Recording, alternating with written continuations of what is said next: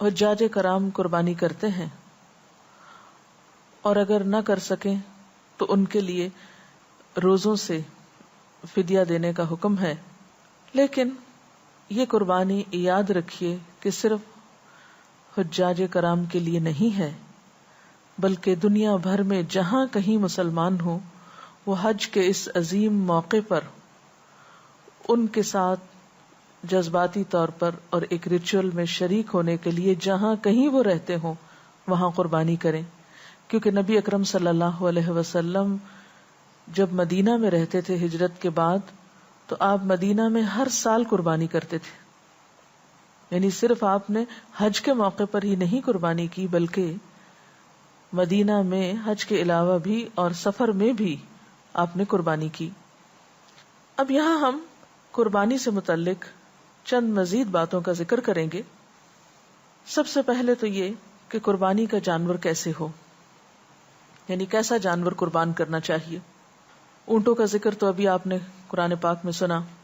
قربانی کے جانور کے بارے میں آتا ہے کہ وہ ایسا جانور ہونا چاہیے کہ جس کے منہ میں کم از کم 2 دانت ہوں. آپ صلی اللہ علیہ وسلم نے فرمایا کہ نہ ذبح کرو قربانی میں کوئی جانور سوائے مسنہ کے، اور مسنہ کہتے ہیں جس کے 2 دانت ہوں. یعنی بالکل چھوٹا بچہ ذبح نہیں کرنا چاہیے، کم از کم اتنا کہ جس کے 2 دانت آ چکے ہوں. پھر اسی طرح تندرست جانور ذبح کرنا چاہیے، کیونکہ یہ اللہ کے راستے میں قربانی کی جا رہی ہے. تو مریل، بیمار، ٹوٹے دانت والا، ٹوٹے سینگ والا، عیب دار جانور اللہ کے راستے میں نہیں دینا چاہیے، کیونکہ قربانی تو دراصل محبت کا اظہار ہے. محبت کے اظہار میں یہ تحفہ دیا جا رہا ہے، تو تحفہ ایسا ہو جو تحفہ دینے کے لائق ہو، شایان شان ہو. رسول اللہ صلی اللہ علیہ وسلم نے یہ بھی فرمایا کہ عظموا ضحایاکم فإنها علی الصراط مطایاکم، کہ بڑے اور فربا جانور کی قربانی کرو کیونکہ یہ پل صراط پر تمہاری سواریاں ہوں گی. پھر یہ بھی سوال پیدا ہوتا ہے کہ کتنے جانور قربان کیے جائیں. کیا سارے گھر والوں کی طرف سے ایک جانور کی قربانی کافی ہے؟ تو اس سلسلے میں نبی صلی اللہ علیہ وسلم نے دونوں طریقوں پر قربانی کی.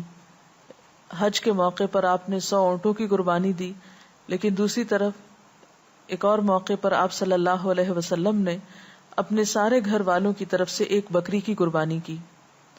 تو اس سے کیا پتہ چلتا ہے کہ جتنی حیثیت اور استطاعت ہو، موقع کی مناسبت سے اتنی قربانی کی جا سکتی ہے. حضرت عطا بن یسار روایت کرتے ہیں کہ میں نے ابو ایوب انصاری رضی اللہ تعالی عنہ سے پوچھا کہ آپ رسول اللہ صلی اللہ علیہ وسلم کے زمانے میں قربانیاں کیسے کرتے تھے، یعنی اس دور میں آپ کا طریقہ کیا تھا. انہوں نے کہا کہ ایک آدمی 1 بکری کی اپنی طرف سے اور اپنے اہل خانہ کی طرف سے قربانی کرتا تھا. گویا ایک قربانی ایک انسان کی اپنی طرف سے، قربانی کرنے والے کی اپنی طرف سے اور باقی گھر والوں کی طرف سے بھی ادا کی ہو جاتی ہے. اور وہ خود بھی اس میں سے کھاتے تھے اور دوسروں کو بھی کھلاتے تھے. ہوتے ہوتے لوگ فخر کرنے لگے، یعنی صرف نمائشی طور پر پھر زیادہ سے زیادہ قربانیاں ہونے لگی اور نوبت یہاں تک پہنچ گئی جو تم دیکھ رہے ہو. یعنی صرف ایک پر کفایت نہیں کی جاتی، محض دکھاوے کے لیے یا شان و شوکت کی خاطر زیادہ سے زیادہ تعداد بڑھا لی جاتی ہے. پھر اسی طرح ہم یہ دیکھتے ہیں کہ جانور ذبح کرنے کے بھی کچھ آداب ہیں.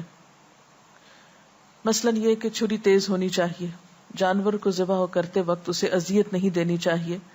حضرت شداد بن اوس بیان کرتے ہیں کہ رسول اللہ صلی اللہ علیہ وسلم سے میں نے 2 باتیں یاد کی. آپ نے فرمایا اللہ تعالیٰ نے ہر چیز پر احسان فرض کیا، یعنی ایک محسن جو ہے اس کا احسان صرف انسانوں پر نہیں ہوتا، جانوروں پر بھی ہوتا ہے. اور جب ذبح کرو تو اچھے طریقے سے ذبح کرو.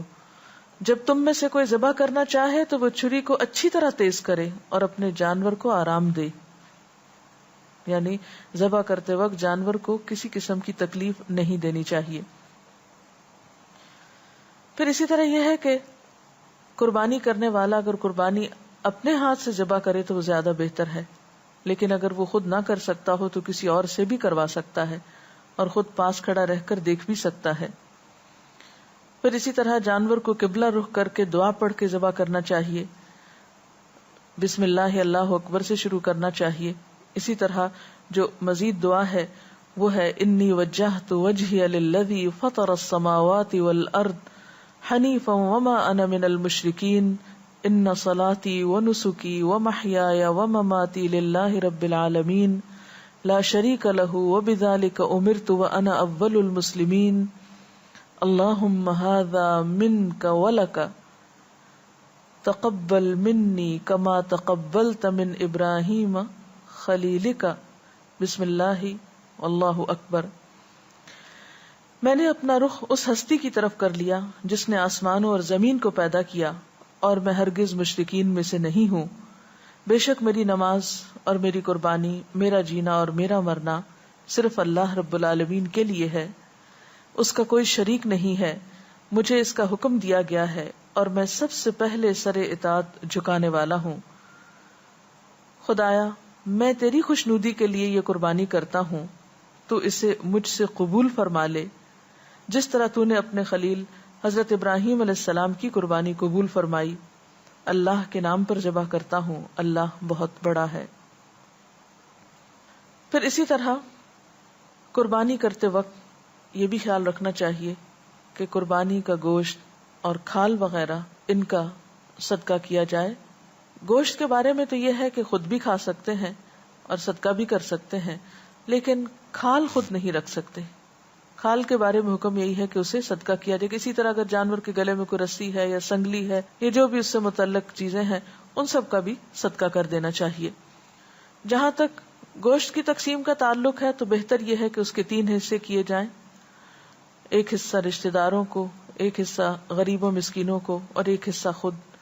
لیکن اگر کوئی شخص کسی دوسرے کو کچھ نہ بھی دے اور پورا خود رکھنا چاہے تو ایسا بھی کیا جا سکتا ہے، یعنی لازم نہیں ہے، فرض کے درجے میں نہیں ہے کہ دوسروں کو ضرور دیا جائے۔ اور اس کے برعکس اگر کوئی شخص خود کچھ بھی نہیں رکھنا چاہتا، سارا ہی تقسیم کرنا چاہتا ہے تو اس کی بھی رخصت ہے، یعنی اس میں کوئی ہارڈ اینڈ فاسٹ رول نہیں ہے کہ انسان ان 3 حصوں کے بغیر کچھ اور کر نہیں سکتا۔ بہتر یہی ہے کہ آسان طریقے سے خود بھی رکھے، دوسروں کو بھی دے، رشتہ داروں کا بھی خیال رکھے، ضرورت مندوں کا بھی رکھے۔ لیکن اگر ایسا نہ کیا جا سکے، اس تقسیم میں کوئی فرق آ جائے تو اس پر کوئی گناہ نہیں ہے۔